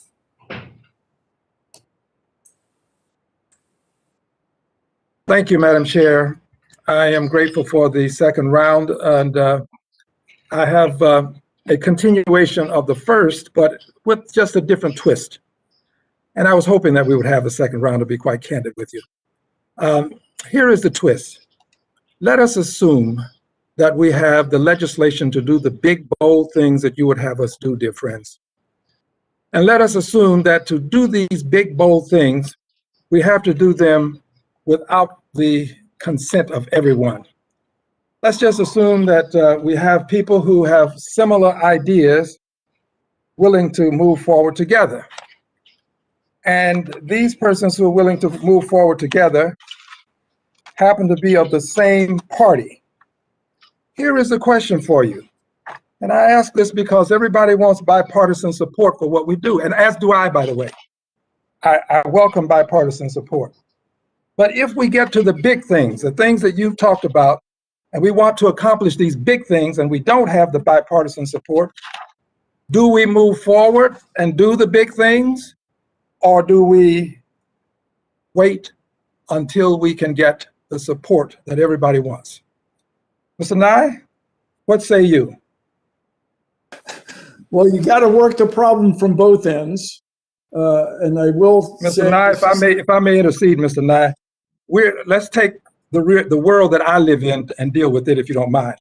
The world that I live in, dear brother, dear friend, Mr. Nye, whom I have great respect for. I hold you in the highest of esteem. But the world that I live in is one wherein we have some who believe one thing and some who believe another. And they are guided by their beliefs to the extent that they are directed by with their votes. So now my question is, what do I do if I can go forward and do these big things, but I can't do them in a bipartisan way? What do I do? well, if you're asking me, you go for it. But the problem I think everybody should be aware of. Well, I appreciate that. Your answer is that we should go for it. Okay, No, I appreciate that. Ms. Hill, what do you say we do? Hang on. So I'm going to come back to you for the go for it. Ms. Hill, what do we do? That was an attention-getting opening line, sir. I understand, but I'm going to have to go on. I'll come back to you. Ms. Hill, what do we do? I think that we should lay as much foundation as we can for the time when we will have bipartisan support for this So effort. your answer is until we get bipartisan support, we shouldn't go forward. No, we should be laying the groundwork Let's assume we've laid the foundation and we don't have the bipartisan support. This is the world that I live in. If we don't have the support, what do we do? I think there's much we can do without bipartisan support, and of course in partnership with the administration. So I think there are executive actions that can be taken. Yes, we need to move forward in every avenue that we can. Thank you, Ms. Hill. I greatly appreciate it. I'm so sorry about the time.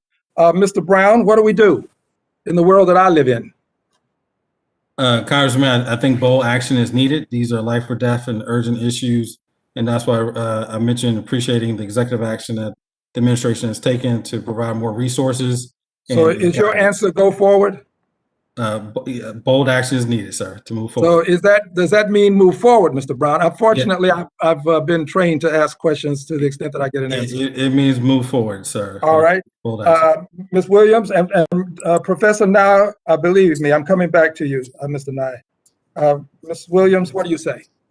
Absolutely move forward. We laid foundation 20 years ago of things that we are accomplishing today that at one time was not bipartisan. You must move forward. It's imperative for us to be transformational and to act big. Yeah, there we go. Thank you.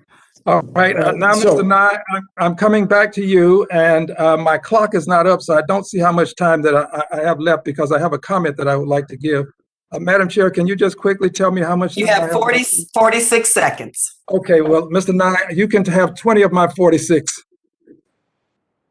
Well, we got to make sure that the next election is secure, and I mean it in the traditional way.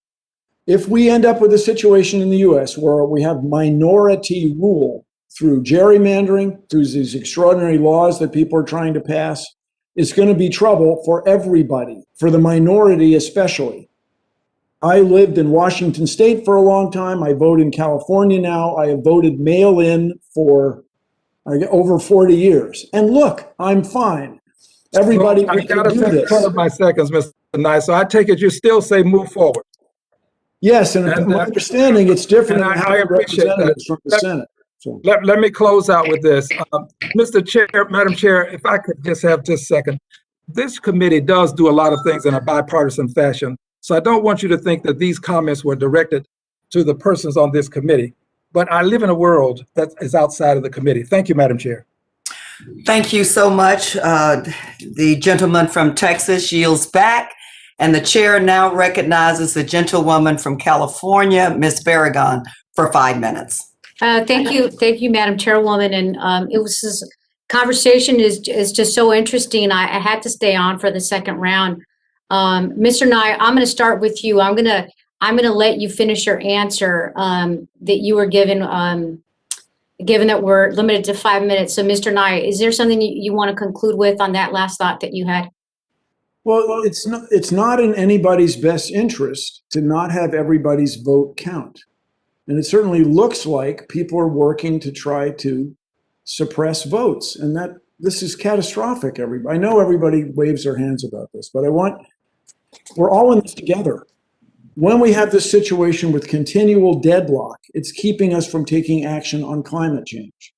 So let's let everybody vote. Let's get people who accept the science and as per the Constitution, and let's move forward. And I understand it's a frightening time. I get it, but we are all more alike than we are different. We have more in common than we have differences. So let's get together. And this notion of trying to pass these enormous bills, I don't work in your world, but if we could pass a few bills and chip away, the longest journey begins with a single step. Perhaps we can get things done, but I just encourage everyone to realize how serious this problem of climate change is, how it affects everyone on Earth, and how we've got to work together to move forward. Everything is bad when we let these climate effects affect so many people. Thank you, Mr. Nye. I could not agree with you more. And it is hard when in Congress you have the leader of one party say, hey, we're just going to oppose everything the president is trying to do. And that makes it more challenging to reach that bipartisanship. But I wholeheartedly support it and do hope that we get our friends, as we've been hearing on this very hearing, on both sides of the aisle, talking about climate change and the threat to our homeland. We've got to work together. Mr. Nye, I want to go back to something you wrote in your testimony about building utility systems that work all the time and robust electric grids. One resilient solution I have strongly supported is clean energy microgrids to help keep the lights on when there are widespread power outages from a disaster. Can you talk about how clean energy microgrids can be a resilience and climate solution? Oh, that's a great question. And there's a wonderful analogy. When our electrical grid was created, we developed power plants. The bigger, the more efficient they could be. Well, now with solar and wind and geothermal, the smaller, in many regards, the more efficient they are. In the same way, we hand a phone call from one cell to another. A mobile phone goes from cell to cell. Now with the satellite systems, we will hand the internet from a constellation member to satellite to satellite. We can use that same sort of technology to have distributed power generation on the roof of every, for example, big box store, and then connect it with a much more sophisticated set of software systems, so that when the power is not available one place, it's available somewhere else. If you want to invest in something, and I hope we all do, let's invest in battery technologies. Let's invest in heat storage and geothermal. And as I said earlier, I've met some people that make me think that fusion is not as strange as it used to be. And so I would like to have us invest in all those things and have the power distributed in a much more sophisticated way than we do now. Thank you, Mr. Nye. Mr. Brown, with the 1 minute left, can I also get your perspective on clean energy microgrids as a resilience solution? Yes, Congresswoman. Yes, I definitely think that is needed. We saw the impacts just a couple of weeks ago on the pipeline cyber attacks. So we need to focus on building resilience, using the best technology possible, doing things a different way. During disasters, first responders need these tools in order to save lives. And so we need to make those investments, any federal support to support innovation on the state level for implementing those strategies would be definitely supported. Well, thank you for that. And thank you again, Chairwoman, for this hearing. I think we have heard a little bit about how it's so important we invest in our infrastructure, our critical infrastructure in particular, and what it means if it goes down and what kind of a threat that would be for the homeland and for being a terrorist threat. And so with that, Madam Chairwoman, I yield back. The gentlewoman yields back, and thank you so much. I really appreciate all of the participants in this hearing. This issue is real, and people expect for us to, number one, acknowledge it and not just say something, but to do something. I want to thank all of you, but particularly the gentleman from Texas and Florida, but all of you. We'd rather not go it alone, but we certainly have to be prepared to go it along because we have to do something about this critical issue. I don't see any more members on my screen, at least, so I would just like to end with 2 additional questions, if I may. I did have to step out for a minute, so if we discuss this, please forgive me. But recently, Secretary Mayorkas announced the launch of the DHS Climate Change Action Group, and we're excited about that commitment and really the potential for what this group can do to address this issue. So this question goes to all of the witnesses. What issues would you recommend the group examine to help our nation confront the threats posed by the climate crisis? And what are some of the actions you recommend the Department of Homeland Security take to respond to the climate crisis? And so, Ms. Williams, we'll start with you. Thank you, ma'am. I do think that investment in our critical lifeline infrastructure is one of the most important focuses that we can have with regard to climate impacts and disaster impacts. And one of the things that does concern me is making sure that disaster impacts and severe catastrophic weather is something that is at the forefront of the Homeland Security conversation, because when our communities aren't safe, our homeland is not safe. And with those increased vulnerabilities, we must tackle that. Thank you so much, Ms. Hill. Yes, well, I led the creation of the DHS roadmap for climate adaptation for President Obama. There are a number of things that the department could immediately do. The thing that I would call out is the department should be a leader in this space. Of all our departments across the federal government, it has the broadest reach, the deepest reach into our state, local, tribal leaders, and those communities. Everyone needs assistance in risk communication, understanding how to bolster critical infrastructure, deal with cascading impacts of climate change, and the DHS should step forward and lead among its fellow federal agencies to accomplish real resilience for the United States, including that national resilience plan that you mentioned, Chairwoman Demings.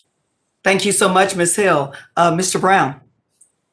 Thank you, Chairwoman. I really believe the federal government and DHS in particular can support state, local, and tribal governments with additional resources and technical assistance, streamline some of their processes to get resources to the communities that need the support the most, the marginalized communities, the frontline communities that are going to continue to face the greatest impacts of climate change as we move forward. Mr. Nye, you talked earlier about, looking at other countries. Yeah, we need to do that, but the U.S. should be a world leader on this issue. What would your answer be to this question? Let's be a world leader. What I'm hoping is that we will cultivate a generation of civil servants that people believe in and trust. And the civil servants in this case are people that do land use planning, people that plan the robust electrical grid that has distributed generation sources, and hiring the kind of engineers, coders, developers who will prevent a cyber attack of any kind. And they would work for the US government. They would take pride in their work. We would trust them. They would prefer to work for the government rather than the private sector because of the job satisfaction you get from that. Ms. Jackson Lee, when I think about my colleagues in Denmark, a friend of mine married a Danish guy because she says she could live the American dream. People are right now saying that Venezuela is a model of socialism, maybe, but in Denmark, they have these distributed systems. They have public health care. They have these things, and they have huge corporations. So if we were to invest in, I keep bringing up fusion, if we were to invest 100 million in fusion companies, then private investors would show up after the government showed leadership in this. And that's an example. But we thank you so much. Let's go. With the time that I have left, to all of the witnesses again, what actions specifically do you think FEMA should take to better address the climate crisis? FEMA. We'll start with you, Mr. Nye. Make sure that people have access to the internet so they know what's going on in the world. Thank you. Thank you so much, Mr. Brown. We're going to go to you. Thanks, Chairwoman. There's multiple reports that talks about the inequities in FEMA programs that need to be eliminated to support the marginalized communities that are on the front line. I think addressing that will be the most urgent issue. Thank you. Ms. Hill. Review all of its programs in light of the risk placed by climate change, as well as on the disproportionate impact on certain communities in the United States. Ms. Williams. I think all of that can be also summed up in capacity and capability for our state, local, and tribal governments. If they can't be successful, it doesn't matter how many resources we throw at it. So that capability building is just key and crux to this issue, and FEMA's in the best position to do that.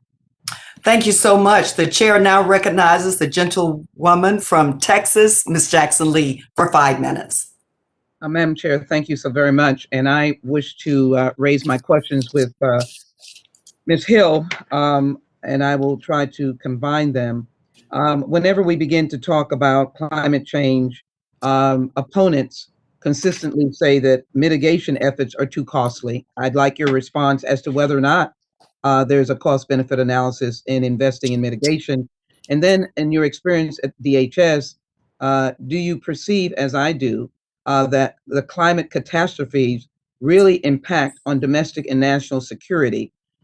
If you could combine those questions, and then I have another question. Thank you so very much. Ms. Hill? Yes, for those who say that it's too costly to reduce our emissions, I can only respond, look at the costs we're already incurring right now from climate impacts. And as we've heard, these impacts will worsen over time, they're permanent, and they will cause lasting change. Virtually every system we have depends on a stable climate. We no longer have a stable climate. So we will have enormous economic costs involved. And when we have economic loss, we have threats to the national security. And we are seeing those play out already across the globe. And it will be a challenge for the United States to respond to the number of humanitarian crises that we will see as a result of climate events. We can't in any way respond to the type of events that we'll see in a meaningful way unless we cut our emissions, as we've heard here today. So military is already busy at work preparing itself, but there's tremendous amounts to be done. Our military installations are not operational and effective yet in the face of what we will see. We will need to bolster them as well at also an enormous cost. Well, I think we will find out if we can educate the American public how broad the landscape is that climate change impacts their very life, their very degree of security, their very bottom line dollar. Then maybe we would be able to be very successful in going big on the American Jobs Plan. but I had to deal with, believe it or not, the question of risk mapping in my own community, dealing with a whole series of neighborhoods that were mapped into a high flood area, losing their property in terms of its worth, and asking them literally to move out. And we gathered FEMA and began to be able to reorder that map and save their homes, got them to shore up their homes, if you will. So I'd be interested in your testimony. You state the United States lacked comprehensive risk mapping that is sufficiently downscaled to inform Americans. I agree with you. Would you expand on that concept, please? Because I think that is extremely important. Thank you. Well, thank you. Well, suppose you're a homeowner or a prospective renter, or you're a part-time mayor of a small town somewhere, and you want to figure out what are the risks I'm going to face, my community faces. You cannot get an answer to that today. In the world's wealthiest nation, you cannot get to a property level answer. You might be able to get it if you have a lot of money and could pay a consultant, but that is no way for us to operate in the United States. Everyone should be able to determine what's ahead and then make better decisions going forward.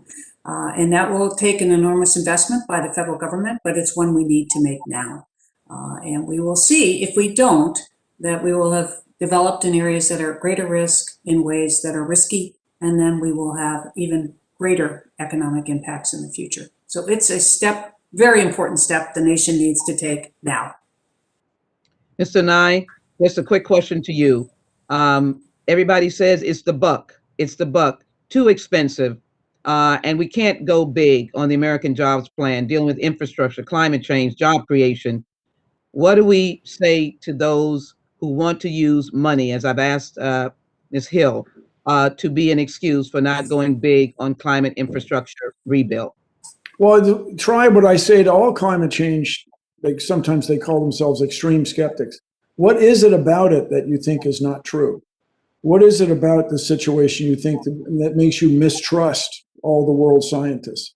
And then in Texas, you are the perfect, I mean, in a grim way, a very good example of the money you could save by addressing climate change.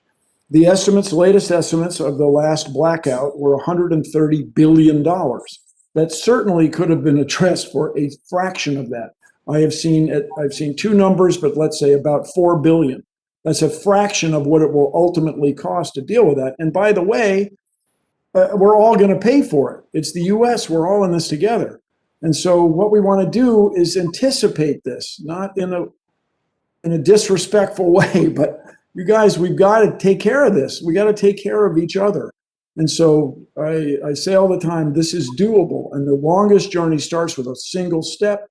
Let's get going. And on the social justice issue, or whatever it's called, diversity, inclusion, equity, intersectionality, everybody, when you have people living near you who are disadvantaged, it affects everybody's quality of life. Certainly it affects the disadvantaged people. People who live at lower elevations, the flood hits them harder. They have to move and so on. But it affects everybody because we're all in this together and we all end up having to take care of each other. Now, this sounds like common sense, but I understand that your job is quite difficult because you have to do these big negotiations. But I want everybody to embrace the idea that taking care of each other actually saves money. We actually come out ahead when we anticipate these problems and address them before there's a cold snap and the grid goes down. Thank you very much. Thank you, Madam Chair. Thank you all for this very good hearing. Thank you. Thank you. The gentlewoman's time has expired. With that, I want to thank the witnesses for their valuable testimony and to our members for your questions. The members of the subcommittee may have additional questions for the witnesses, and we ask that you respond expeditiously in writing to those questions. Without objection, the committee record shall be kept open for 10 days. Without objection, the subcommittee stands adjourned. Thank you all so very much. Take care. Stay safe. Thank you.